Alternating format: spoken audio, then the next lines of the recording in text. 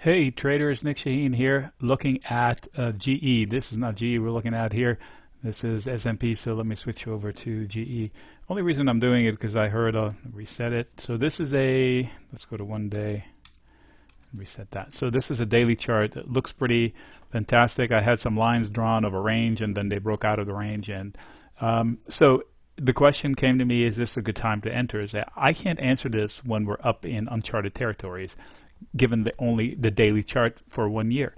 I need to see more. But before I go on, at the end there'll be a pop-up to subscribe to this channel. Don't forget to do it. Also set the alerts so whenever I do post videos, they're free. You get the alert that they're up there. And there might be some other links for some free stuff down there, so look for them in the description. And I reserve the right to be distracted because the market is open and I'm managing a few trades, so I may be distracted a little bit. So back to the point, I can't answer the question if this is a good time for me to chase GE here. So I'm not recommending anything to anyone. I'm just sharing my own personal levels that I see. First of all, I do have a line here and a line here, so I want to see where they came from. So I have to expand my time frame. The easiest way for me to do it is to go to a weekly chart. Okay, so now the picture is a little more complete. You can see that it's got a lot of recovery to do. So I'm going to zoom in on a period of time that is meaningful. So now I know why I put that orange line here, is because it is the ledge from which it fell apart back in 2018, October. That's when the whole market corrected.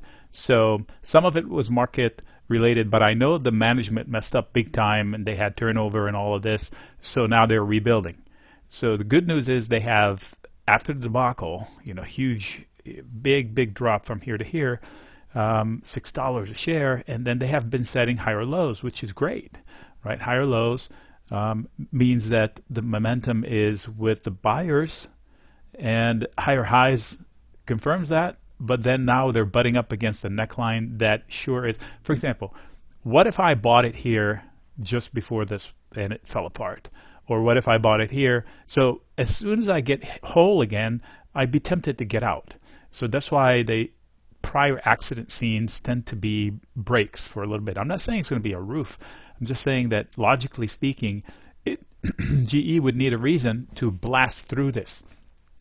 A headline, like, I don't know, like today with Buffett and Boeing.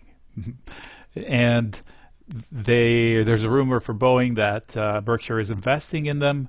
Berkshire says, I can't deny or confirm because I don't comment on rumors. So pretty nice of them to, if they actually invested, to go out and say, spread the rumor themselves and then say, we don't comment on rumors. Meanwhile, the stock is up 4%, whatever the hell it was, up 2-3%. I think it's up more than 2%. So for Boeing, on bad news, still has bad news in the headlines. That's pretty impressive. So who's to say that GE won't get such a headline? Then it'll burst through. But normal price action, it should stall, come back down, and break out again. So if I wanted to draw it, I don't know what I have here. So, okay, so side note, yesterday everything was green. Today, what is today? The 7th of January. Everything was green, including the VIX. Today, everything is red, including the VIX, and it feels bullish. This felt bearish given the morning start of red, and now it feels bullish. Back to the point at hand. Sorry. All right, so ideally they hit the level of potential resistance that failed and they try it again. Hopefully they'll stay above this consolidation zone. That'll be ideal. And then they get above it, and then the best thing to do is to test it for support and then continue on. Same concept is going to repeat over here at several levels. But once the breakout happens, then it can live up to whatever you think rounding bottom this is, cup and handle, whatever, however you want to draw it. For me, levels speak volumes. So this level should be resistance. So back to answer the question, do I buy it here? I'd rather buy it over here and miss out on the next 50 cents or so to get above it. So it's about $12 now. So it's $1, and that's a lot, but it's a matter of perspective. If my time frame is a fast trade, then I'll get granular. I'll get the 5 minutes and try to trade that. But if my concept is investing in GE for a swing trade, and it has dollars at hand, then I don't mind missing out on one of those dollars. So it all depends on the time frame and the setup. But the point is, I don't want to buy at an exit point, and this could be an exit point until when is earnings? end of January. So what are the odds that the earnings are going to be well received? Not good. I didn't say good. Doesn't matter what they are. It's the perspective and how people receive them. So here's an earnings report event that had positive action around it. Although I could argue it was a top and it fell after that. Here's one that was a spike and it had legs. Here's one that was a complete drop. Here's one that's up. So we have 2 up, 2 down. So you prove my point that it's a coin flip. Here's another down. This one's also down. So it's for the short-term reaction. How are they received is up to interpretation. Depends on the expectation. So this is a daily chart, and it shows me that I shouldn't. Well, I should at least not chase until it sets another high. And this is a 4-hour chart, or 2-hour chart, sorry. So if I go to a 1-hour chart, same information comes out. So as long as the price action stays above 1170-ish, the bulls are in charge. As long as they stay above this zone here, then they broke above it and they want to retest it for footing. You see how this one line here is that I put? These are my lines again.